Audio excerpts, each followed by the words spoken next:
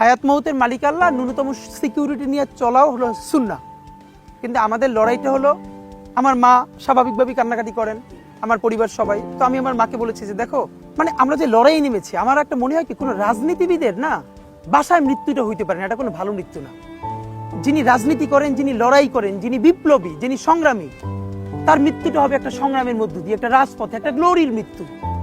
আমি তো ভীষণভাবে প্রত্যাশা করি, আমি ছোটবেলা থেকে এই স্বপ্নটা দেখি, অনেক জায়গায় বলেছি, যে একটা তুমুল মিছিল হচ্ছে অন্যায়ের বিরুদ্ধে, সেই মিছিলের সামনে আমি আছি, কোনো একটা বুলেট এসে আমার বুকটা হয়তো বিদ্ধ করে দিয়েছে, এবং সেই মিছিলে আমি হাসতে হাসতে আমি শহীদ হয়ে গেছি।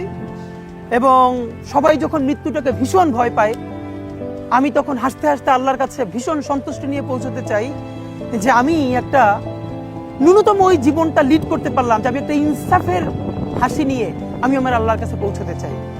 সুতরাং আগামী 50 বছর বাঁচলাম, কোনো ইম্প্যাক্ট তৈরি হলো না আমার দিয়ে, দেশের জন্য, রাষ্ট্রের জন্য, উম্মার জন্য, জাতির জন্য। কিন্তু আমি ধরেন 5 বছর বাঁচলাম, সেটার মধ্য দিয়ে যদি আগামী 50 বছরের ইম্প্যাক্ট তৈরি হয়, তাহলে অনেকদিন বেঁচে থাকায় কি সাফল্যের? বলেন, শহীদ প্রেসিডেন্ট জিয়াউর রহমান কয়টা দিন বেঁচেছেন, কিন্তু ভাবেন আজকে পর্যন্ত উনি আমার অনুপ্রেরণা। হাঁটতে হাঁটতে আমার পা ফুলে যায়, আমি, আমার টিম, সেদিনকে ব্যাগের মধ্যে জুতো নিয়ে তারপরে একটা শপিং মলে ঘুরছিলাম, মানে পা ফুলে গেছে, পা জুতোয় ঢুকাতে পারছিলাম না। তো জিয়াউর রহমানের একটা ওনার গল্প মনে পড়ছিল, যিনি মাইলকে মাইল যখন হাঁটতেন, ওনার সাথে স্টাফদের পা ফুলে যেত, কিন্তু ওনার তো আর্মি ট্রেনিং আছে। তখন তাকে বলতো, স্যার আপনার তো আর্মি ট্রেনিং, আমরা তো আর পারি না। এই জন্য ওনাকে মানুষ রাখাল রাজা বলতো। তা আমরাও সারা বাংলাদেশের 56,000 বর্গ মাইলে হাঁটতে চাই, আমরা ইনসাফের চাষাবাদ করতে চাই, একটা স্বাধীন সার্বভৌমত্বের সততার বাংলাদেশ তৈরি করতে চাই। আল্লাহ যে কয়দিন হায়াতে রাখবেন, এই লড়াইটা করব।